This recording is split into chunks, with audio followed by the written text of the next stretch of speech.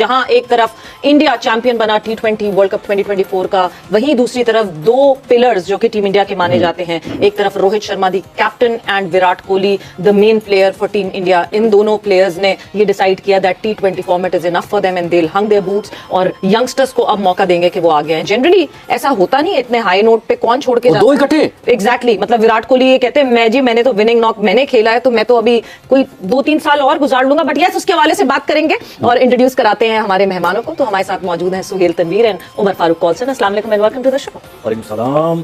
तो सबसे पहले तो एटलीस्ट जिस तरह का हम फाइनल एक्सपेक्ट कर रहे थे, फाइनल उसी का हुआ। नर्व रैकिंग फाइनल, एक तरह से पेंडुलम की तरह इधर से उधर घूम रहा था, और फिर साउथ अफ्रीका एक डेफिनेट विनर लग रहा था, and eventually those last 3 overs turn around the match in the favor for India.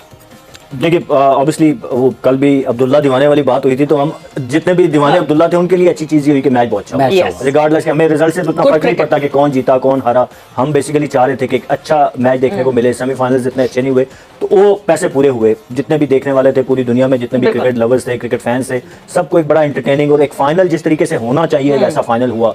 उसमें किसने क्या गलतियां की वो तो चले, ऑब्वियसली रिजल्ट शोड के एंड पे वो कल मैंने बात की थी ना कि मैच नर्व्स का होगा, स्किल्स का नहीं है। स्किल्स दोनों टीमों की इक्वल थी और वो लगी भी मैच में। आपको कहीं पे साउथ अफ्रीका हावी नजर आई, शुरू में साउथ अफ्रीका ने बॉलिंग में उनको पकड़ा, पहले 2 ओवर में इंडिया जैसे स्टार्ट लिया, वो लग रहा था कि अब आज जो है बड़ा स्कोर करने में कामयाब होंगे, फिर साउथ अफ्रीका ने अच्छा पुल बैक किया। अगेन इंडिया ने एक कंपेटिटिव मोर देन मैं कहूंगा कि 5 स्कोर से ज्यादा रन उन्होंने ऑन बोर्ड कर दिए। फिर साउथ अफ्रीका मैच में वापस आया, जिस तरीके से बैटिंग उन्होंने 2 विकेटें गिराने के बाद, जब जिस तरीके से मेरे ख्याल में स्टब्स ने बैटिंग की थ्रू आउट द टूर्नामेंट, वो एक उनकी बैटिंग में आप कह सकते हैं कि ऐसा एक लिंक था जिसने शाइन नहीं किया हुआ था।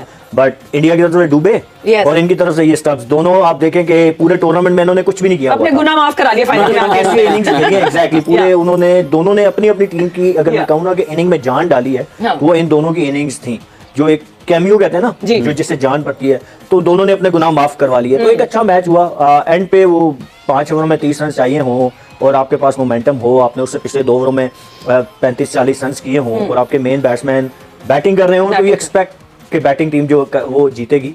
But credit goes to India, वो उस मौके पे दे न्यू कि इट्स मैटर ऑफ 1 विकेट, वो आउट होगा तो उसके बाद उनकी एक ऑलराउंडर एंड देन टेल है।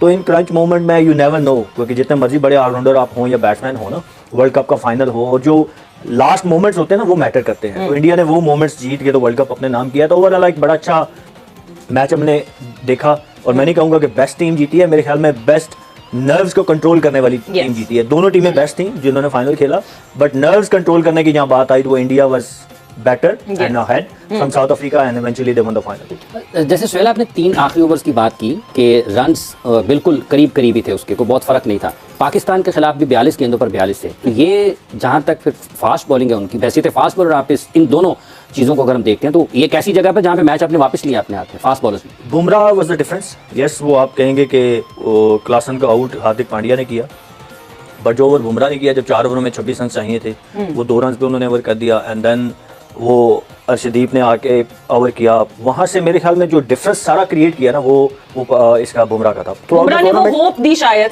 कि अभी भी हम कुछ कर सकते हैं। Throughout the tournament Bumrah was the man to go for Rohit Sharma, और उन्होंने डिलीवर भी किया। किसी एक मौके पे, किसी एक जगह पे भी ऐसा नहीं हुआ कि जब कैप्टन ने उनसे कोई डिमांड की हो और वो फुलफिल नहीं की हो। तो having Bumrah in your team, I think ये इतनी बड़ी लग्जरी है कि जो बाकी किसी टीम के पास नहीं थी। और अगर मैं कहूँ कि बुमराह ने बॉलिंग में अकेले वो टूर्नामेंट जितवाया, ना सिर्फ मैच, और वो गलत नहीं होगा। It's not about number of wickets, it's about the impact, जो आप इम्पैक्ट डालते हैं। आप देखें कि वो बैट्समैन सेटल खेल रहे थे और बुमराह आए तो उनके खिलाफ वो, और मैं मुझे थोड़ा अजीब भी लगा कि इतना ज्यादा शेल में वो चले गए, बैक इन टू शेल के, मतलब 5 विकेटें थी आपके पास, मिलर साथ खड़े थे, at least you try to take single, rotate तो करने की कोशिश करते हैं ना, that's a different story. But वो बुमराह का प्रेशर इतना ज्यादा था उनके ऊपर कि आप देखें कि उनसे सिंगल भी नहीं निकाला जा सका। रिवर्स हो रहा था बट वो इतना अनप्लेबल नहीं हो रहा था कि मैं कहूँ कि बहुत लंबा रिवर्स स्विंग हो रहा था, जिसकी वजह से बहुत मुश्किल आ रही थी।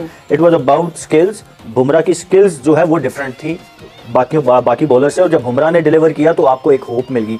जब भी नीचे लगी हुई टीम को आप वापस आने देते हैं ना, मैं पूरे शो में ये बात करता रहा हूँ, ऑस्ट्रेलियन अप्रोच की बात कर रहा हूँ कि वो नहीं आने देते, क्योंकि जब भी किसी नीचे लगी हुई टीम को आप एक होप दे देते ना, तो फिर मोर देन 70-80% वो नीचे लगी हुई टीम बाउंस बैक करने का जीत चांस जाती होता है। तो you don't want to do that, you cannot do that. जब आप वो करते हैं तो वही हुआ रिजल्ट। आपने देखा कि वो कहाँ रन बॉल था तो आखिरी ओवर में 16 रन चाहिए। वैसे बिल्कुल, ये वैसे बहुत सही एक कहावत है that batters win you matches and bowlers win you tournaments.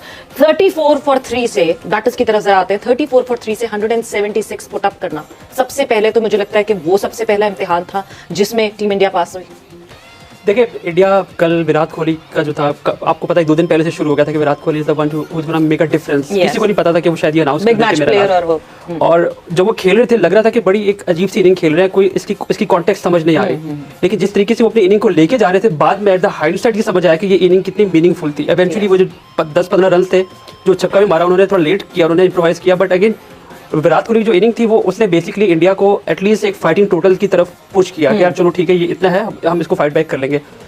अब मैं थोड़ा पीछे जाऊंगा, जो आपने बात की, मुझे सबसे बड़ी खुशी ये है कि 2 बेस्ट टीम इस टूर्नामेंट, क्योंकि जब आप 20 टीम्स टूर्नामेंट की बात करते हैं तो किसी ना किसी टीम का एक तुक्का लग जाता है, किसी ना किसी टीम को एक एडवांटेज मिल जाता है। लेकिन बेस्ट टीम जो थी वो कल 2 खेली थी, और बेस्ट टीम जब खेल रही होती है तो छोटे छोटे मार्जिन होते हैं जहाँ पे आप एक गेम को अपने आप की फेवर में कर पाते हो। तो आई थिंक वो जो कल डिफरेंस था बुमराह ने तो किया, लेकिन उससे पहले जो उन्होंने जो ब्रेक, एक हम जो बात कर रहे थे पहले हम बात कर रहे थे जो पांड्या को ओवर दिया, आई थिंक पांड्या का over was a setup. Yes, कि वो सेटअप था बेसिकली जो उन्होंने गेम को वापस पुल बैक किया। और T20 फॉर्मेट में जब हम 30 ओवर 30 की बात करते हैं, आमतौर पे इतने कम रन होते हैं कि ये 2 ओवर में क्या 1 ओवर में बन जाते हैं, तो इसलिए कोई इतना मेजर।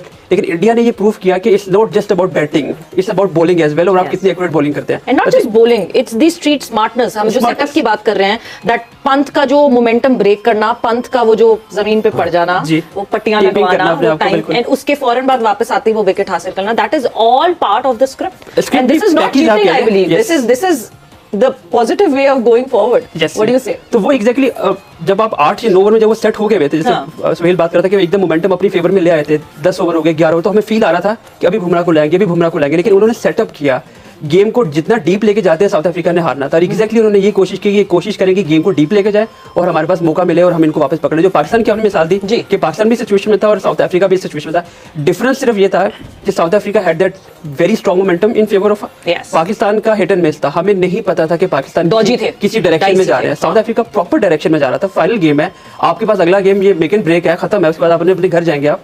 तो आई थिंक वो मोमेंटम लेके जा रहे थे, और वो जो डिफरेंस पाकिस्तान के लोग कंपेयर कर रहे हैं, आई थिंक वो कंपैरिजन कुछ बनता नहीं है, कुछ सेंस बनती नहीं है। ओवरऑल खुशी इस चीज़ की कि वन साइडेड गेम नहीं हुआ, बिकॉज बहुत ज़्यादा क्रिटिसिज्म मिला कि इंडिया को बहुत सी फेवर दी गई, ये किया गया, वो किया गया, बट एक बहुत ही कांटेदार मुकाबला था। और इंडिया ने अगर गेम जीता है तो अपने बलबूते पे जीता, उन्होंने ग्राउंड में जीता, जिस तरीके से बुमराह ने किया, जिस तरीके से पांड्या ने किया, सूर्या का कैच वो भी कंट्रोवर्सी क्रिएट हुई है, बनाया हुआ है। वैसे वो भी हम जरा गौर से देखेंगे, हम भी जरा फोकस करके यहाँ पे देखने की कोशिश करेंगे, बट इवेंचुअली टीम इंडिया जो है वो चैंपियन बन चुकी है।